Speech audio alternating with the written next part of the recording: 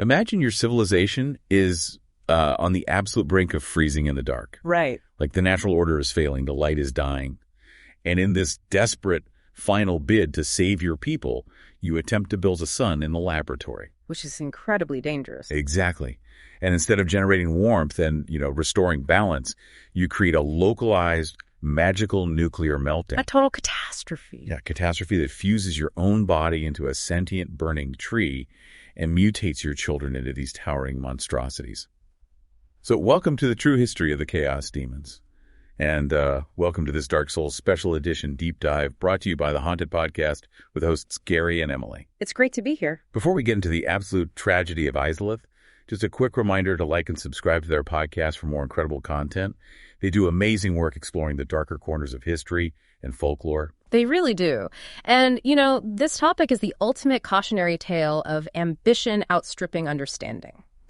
When we look at the runes of Lordran, we often view the timeline as this clean binary progression. Right, like the Age of Ancients, then the Age of Fire, and then the encroaching dark. Exactly. But the reality, especially concerning Izalith, is vastly more complicated. I mean, we are dealing with a biological and ecological disaster that completely derailed the intended course of history. Okay, let's unpack this, because our mission today is to really tear down the propaganda that the ruling class of Anor Londo built around these creatures. We're not treating this like some generic monster manual, just running down a list of beasts to slay. No, not at all. We are undertaking a serious historical study of a fallen, highly diverse civilization. We're looking at archaeological evidence, catastrophic military conflict, and, rapid forced evolution. And to understand the demons, we really have to entirely discard the moral baggage of the word demon. We need to examine the sociopolitical and biological conditions of Ground Zero. We are talking about the Witch of Izalith. Yeah, and we know she possessed one of the original Lord Souls. Right, specifically the soul tied to life and fire. And when the first flame began to fade, which threatened her entire civilization, she attempted the unprecedented. She tried to artificially recreate the first flame from her own soul. Which fundamentally breaks the most basic rule of their universe. I mean, the first flame brought disparity. Exactly. Light and dark, life and death. But the witch's soul only possessed life and fire. You can't bake the bread if you only have half the ingredients, That's a great way to put it. So instead of recreating a balanced flame, she created a runaway engine of infinite, basically cancerous growth. What's fascinating here is the actual mechanics of that failure. It wasn't just like an explosion, it was a perversion of reality itself. By trying to force an age of fire to continue using only the aspect of life, her soul mutated into the flame of chaos. Because it lacked death. Right. It lacked the tempering, balancing force of death. Therefore, life just grew uncontrollably. And the physical toll on the witch was absolute. She was completely consumed and transmuted into what the architectural remnants call the bed of chaos. The very architecture around her really speaks to the violence of this event. When you step into that chamber, the floor is literally giving way. It's just crumbling away. Yeah, crumbling into bottomless abysses because the foundations of reality in that room have just been obliterated. Mm-hmm. And at the center of this destruction is this botanical abomination. A massive root system. A sprawling root system with sweeping scythe arms made of pure fire. But if you actually breach that terrifying exterior, the core is shocking. It really is. It isn't some towering warlord. It's a tiny, pathetic, twisted bug. Yeah. That fragile, helpless insect is all that remains of the Great Witch of Izalith.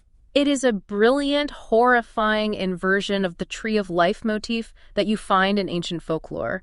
I mean, instead of natural evolution occurring over millions of years, an entire ecosystem was forcefully incubated in the chaotic heat of this mutated flame. Oh, wow. Yeah, those massive roots we see spread outward from her chamber, tearing through the basalt and masonry of the lost city. They served as a biological network, a literal seedbed, pumping this chaotic, mutating energy into everything they touched. It's like evolutionary biology on fast forward, driven by magical radiation. Yeah. I mean, Darwin looked at finch beaks to see how they adapted over millennia. In Izalith, the environment forces a creature to adapt its entire cellular structure in an afternoon. Right, instantly. Which makes me wonder about the immediate aftermath for her family. We know it was a localized ground zero, but did her daughters have time to run? Or do they just wake up one day fused to the cavern walls? The physical placement of her children suggests a frantic, terrifying scramble. Some daughters escaped the epicenter entirely, like Quilana. Right, she got away. But others, like Quelog, were caught in the expanding blast radius and partially fused with the chaotic wildlife, becoming half arachnid. The chaos energy didn't just burn, It melted boundaries. It took two distinct biological entities and stitched them together. And honestly, no one illustrates that sheer, heartbreaking tragedy better than Ceaseless Discharge. Absolutely. We have to look at this figure closely because understanding him completely shatters the illusion that these beings are inherently evil. He was the youngest child of the witch and the only son. And his existence was marred by suffering long before the cataclysm even happened. He was afflicted with a condition that caused inflamed sores across his body, just weeping with molten lava. That sounds agonizing. It was. The tragedy begins with an act of profound familial love, really. His sisters, seeking to soothe his unending pain, utilized their mastery of pyromancy and metallurgy to craft a specialized ring. The orange charred ring. Exactly. But then the disaster struck. The panic, the sheer concussive force of the chaos flame erupting. Somehow, in the chaos, he dropped the ring. Without that protective artifact, and exposed directly to the rampant mutation of the new flame, his condition didn't just worsen, it redefined his entire anatomy. He was overtaken. Yeah, his sores overtook him. He mutated into a gargantuan titan made of magma and obsidian. His limbs physically fused together into these heavy, weeping clubs. Yet, if we examine his behavior in the remnants of the demon ruins, we see a stark contradiction to Anor Lundo's propaganda. Yes. He is categorized as a demon, a monster of chaos. No. But when an interloper enters his territory, what does he do? Nothing. Exactly, nothing. He stands motionless, gazing toward the altar where his sister perished. He is completely non-malicious. He is just standing in the ruins of his living room, mourning his family. He won't even acknowledge a warrior walking past his feet. Right. I really have to push back on the entire historical narrative of this era. Calling them demons is purely political framing to justify extermination. Oh, absolutely. Ceaseless Discharge isn't trying to conquer the surface world. He is a grieving boy trapped in the body of a molten giant living at the site of a nuclear meltdown. That political framing is essential to understand, though. The label of demon was imposed by Gwyn and the gods. It denotes a being born of the chaos flame rather than the first flame. So it was just an origin classification. Right, but it was twisted into a declaration of inherent wickedness to justify a war of containment. Because regardless of Ceaseless Discharge's passive grief, the reality was that the bed of chaos was rapidly producing highly aggressive, radically evolving life forms. And they were spreading. Right, and if you steal his sister's gold-hemmed robes from that altar, the grief turns into absolute blind panic. He snaps. Yeah, he becomes so desperate to defend her memory that he will literally rip his own fused arm out of its socket to use as a weapon, leaving a gaping, molten wound in his torso. It is agonizing to witness. It really is. But you are absolutely correct. His passive nature wasn't the norm for the rest of them. The ecosystem was expanding, and a clash of civilizations became inevitable. Gwyn couldn't just allow a rapidly expanding, highly volatile new species to swallow the world. Right, and thus began the great war between the gods and the demons. And the vanguard of this new Izalith civilization was an entity known as the Demon Fire Sage. Okay, the Fire Sage. Yeah, the remnants of ancient Izalith catalysts identify the Fire Sage as the very first demon birthed after the cataclysm. But crucially, he was not a mindless brute. He was the last living master of the original fire arts. Which completely redefines our understanding of demonic intelligence. We imagine these creatures as beasts swinging clubs, driven purely by instinct. But the first demon was a scholar. Exactly. He was a master of a highly refined ancient discipline of sorcery that existed before pyromancy was strictly defined as throwing fireballs. If we connect this to the bigger picture, it means Gwyn's invasion wasn't a monster hunt. It was a military campaign against a rival state. A full-on war. Yes. The Demon Fire Sage clearly functioned as a general, organizing the chaotic wildlife into a defensive line. He wielded a specialized catalyst and utilized devastating area of effect magical explosions to break the formations of Gwyn's knights. Let's talk about those knights, because the environmental storytelling left on their armor is staggering. Gwyn sent his elite silver knights into the depths of Izalith. Into the fire. Yeah, and the combat was so grueling, the heat of the chaos flame so utterly overwhelming, that the silver armor of his legions was permanently charred black. They went into the earth as Silver Knights, and they emerged as the Black Knights. That transformation was profound, both mechanically and psychologically. The soot and chaotic ash didn't just stain their armor, it bonded with the metal on a molecular level. Oh, wow. We see this reflected in the metallurgical properties of their weaponry. A Black Knight's weapon fundamentally disrupts the biology of a chaos creature. It actively deals more damage, about 20% more, to any entity born of the chaos flame. That is wild. It suggests the sheer prolonged exposure to that chaotic radiation altered the structural integrity of their steel, turning them into perfectly specialized exterminators. It's like finding a sword that has been tempered not in water or oil, but in the radioactive fallout of a dying god. That's a great analogy. But I have a major question regarding the demon fire sage.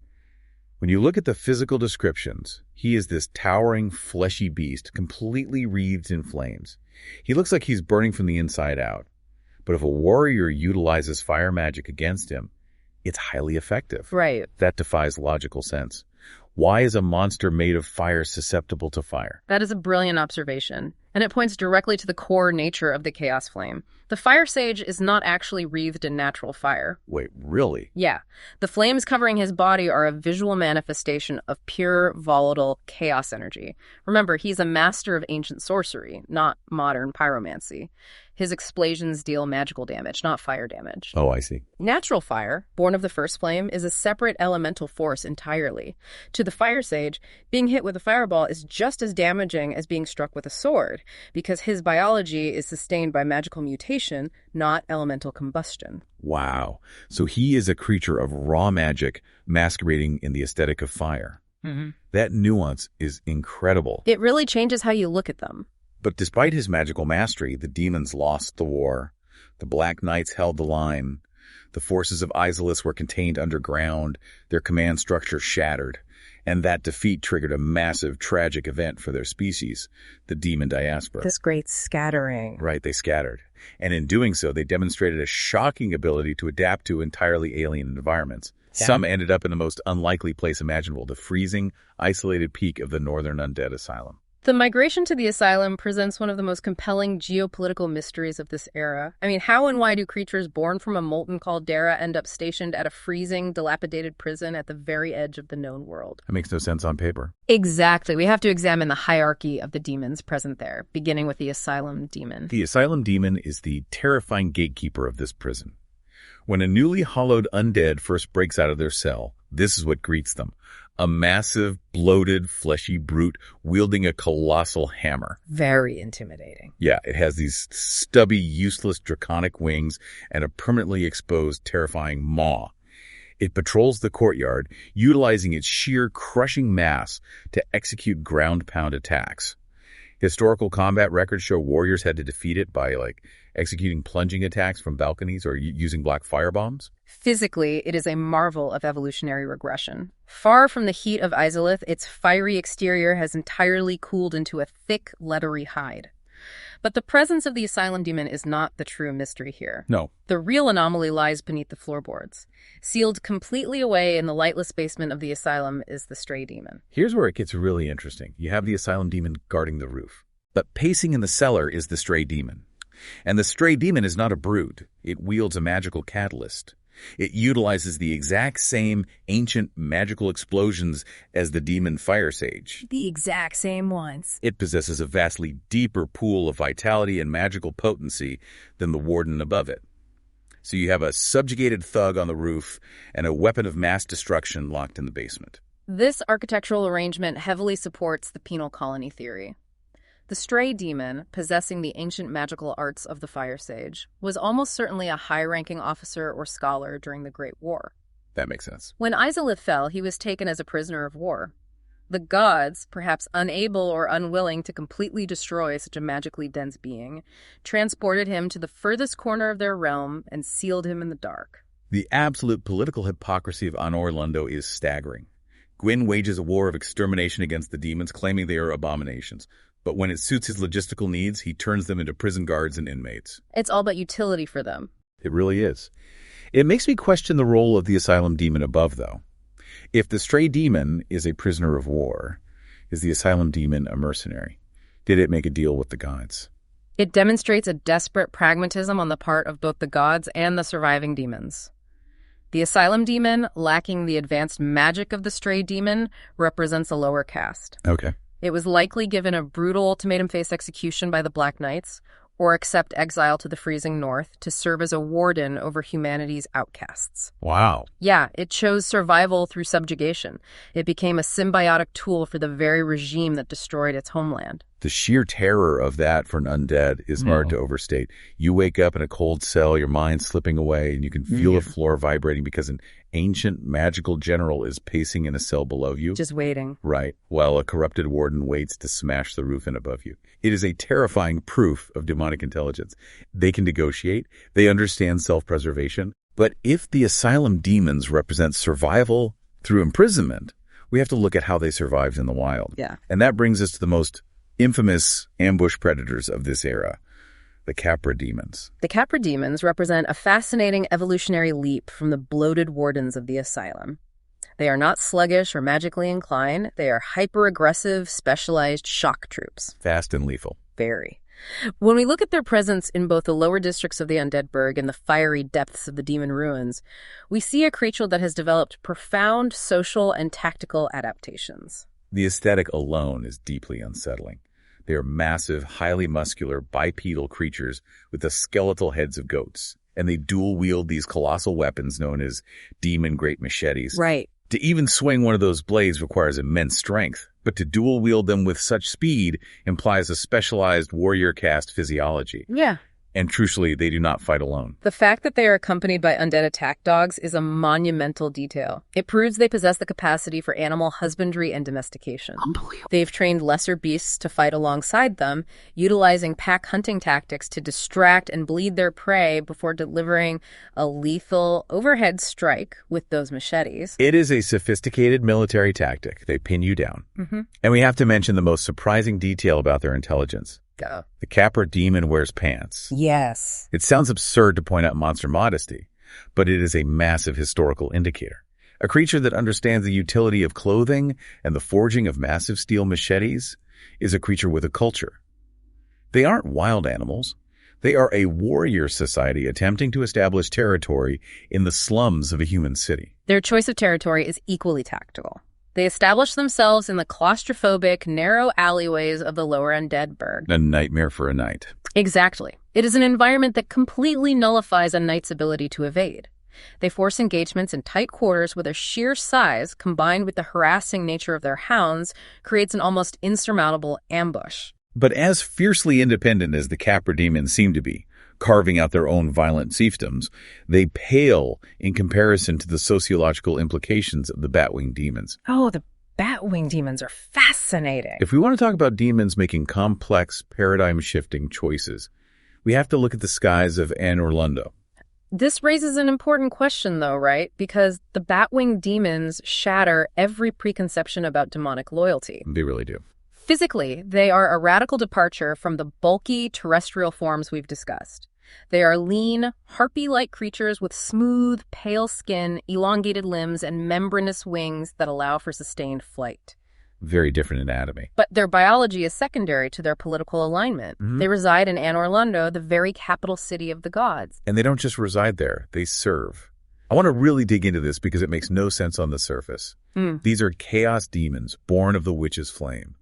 Gwyn's Silver Knights marched into their homeland and slaughtered their kind. Yet here they are, perched on the buttresses of Gwyn's cathedral. And they aren't using chaos fire or Izalith magic, they are wielding spears infused with lightning. Lightning is the signature, holy element of Gwyn.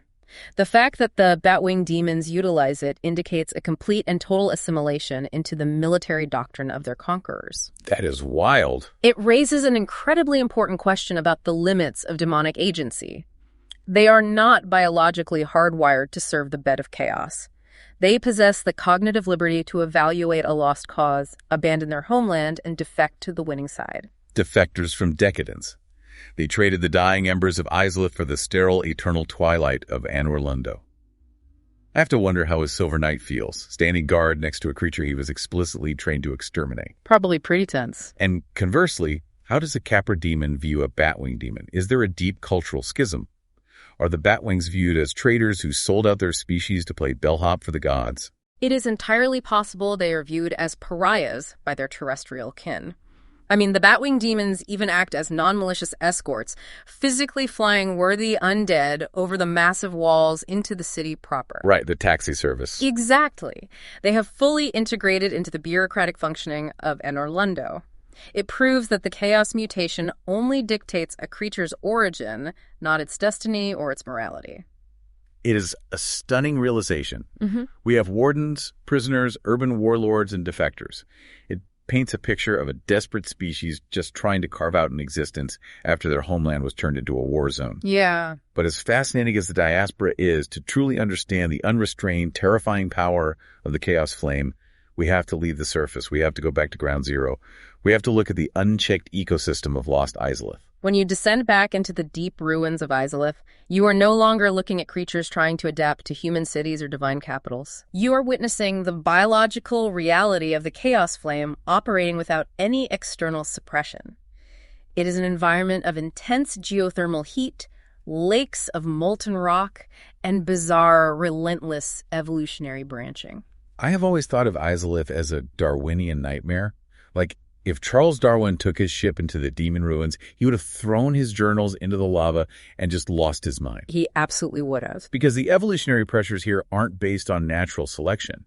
They were based on magical radiation corrupting physical objects. And the most terrifying example of this is the centipede demon. The genesis of the centipede demon is a marvel of twisted biology. As we established earlier, ceaseless discharge dropped the orange charred ring, an artifact designed to soothe the pain of lava. Right, the ring from his sisters. Yes. When that heavily enchanted ring fell into the raw, mutating energy of the magma, the chaos didn't just consume it, it interacted with the ring's magic and birthed a gargantuan, charred creature composed of dozens of massive fused centipedes. It took a piece of jewelry and turned it into an apex predator. That is insane. It is. But the truly horrifying aspect of the centipede demon isn't just its size, it's what we call organ autonomy. If an ancient warrior managed to bring a massive sword down and sever the tail or one of the sprawling arms of this creature, that limb wouldn't just fall to the ground and bleed out. No, it wouldn't. The moment it detaches, the severed limb achieves immediate independent sentience. It becomes a living, autonomous centipede that instantly begins attacking the warrior. It is a phenomenal, almost incomprehensible survival mechanism. It reflects the relentless, multiplying nature of chaos itself. The body can be fractured, but the life force simply subdivides, rapidly mutating the severed tissue into a self-sustaining organism to continue the assault. Just relentless. The combat evidence also details a brutal grab attack where the creature would physically force a victim into its exposed rib-like mandibles. It is a creature entirely immune to fire, fiercely territorial, and capable of infinite subdivision. It's like fighting a hydra, but instead of growing two heads, the head you chop off grows a body and bites your ankles while the main body keeps punching you. That's exactly what it's like. It's exhausting just to contemplate. But the centipede demon is only one branch of this twisted evolutionary tree. Deeper into the ruins, we find the Chaos Eaters. And these things, they don't even look like demons. They look like terrestrial cephalopods. The Chaos Eaters represent a complete divergence in the evolutionary tree of Izalith.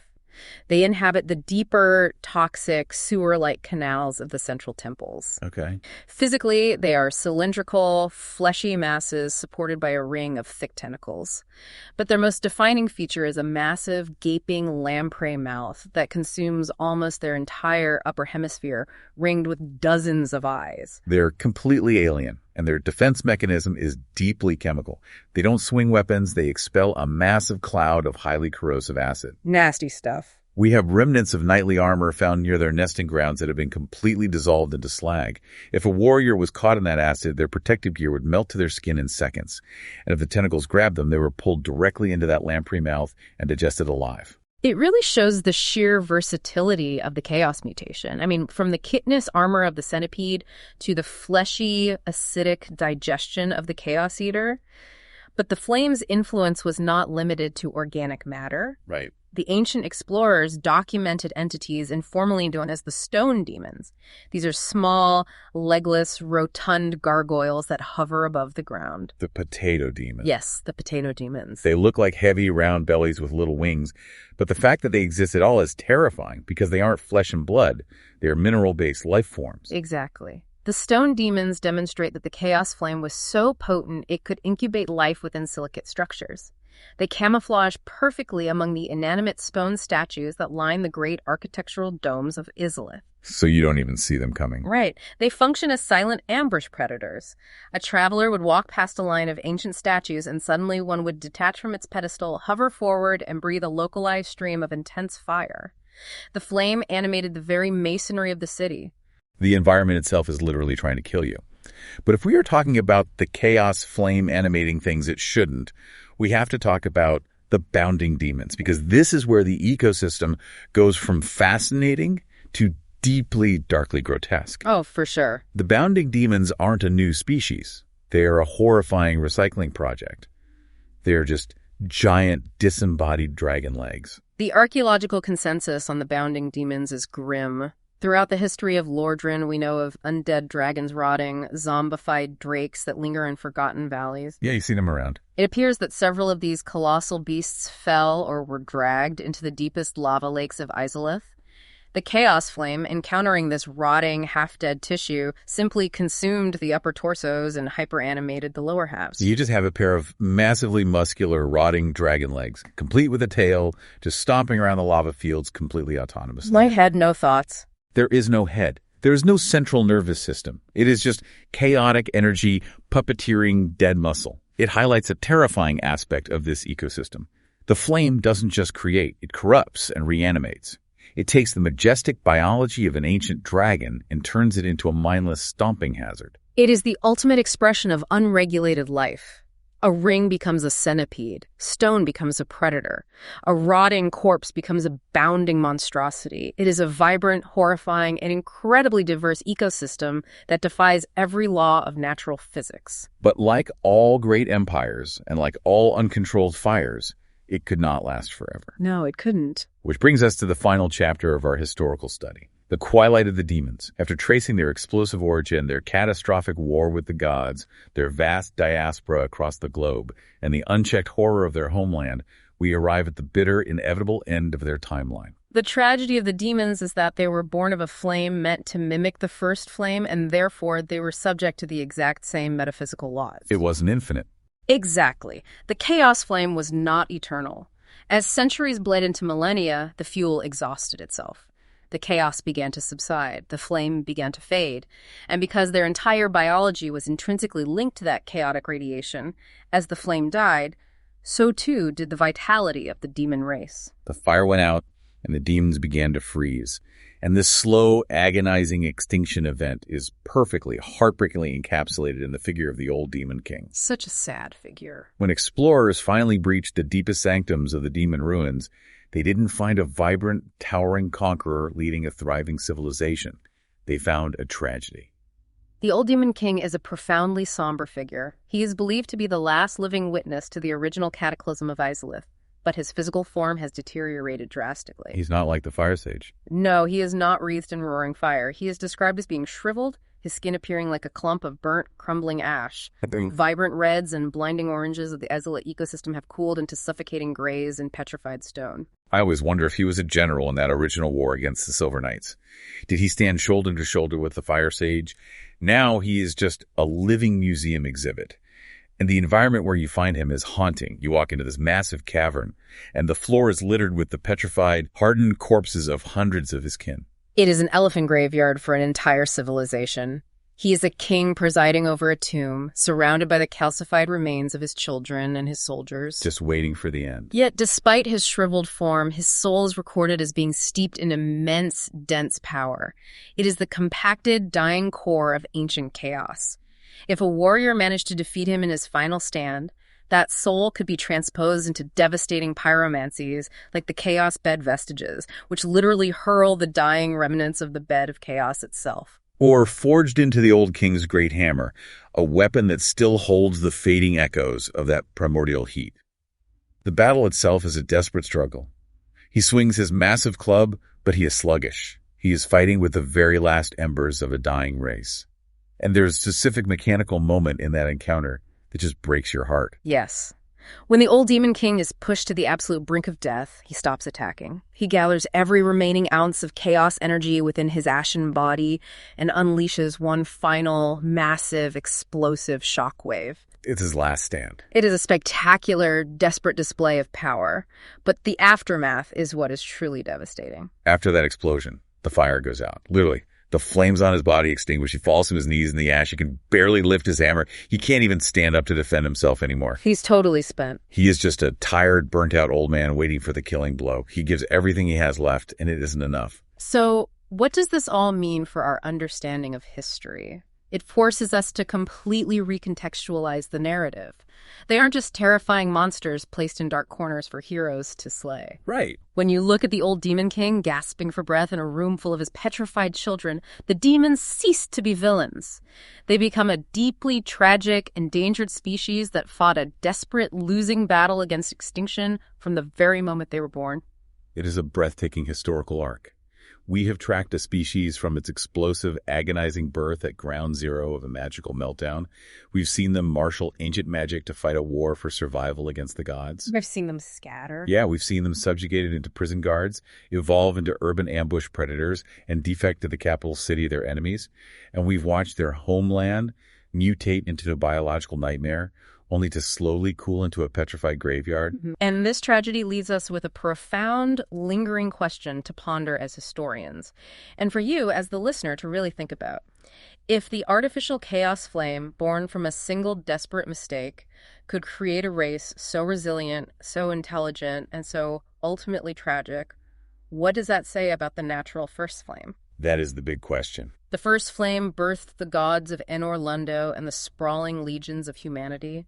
Are humans and gods just the demons of an earlier, equally chaotic spark? Are all civilizations, no matter how grand, just temporary biological mutations waiting for their respective fires to fade? Wow.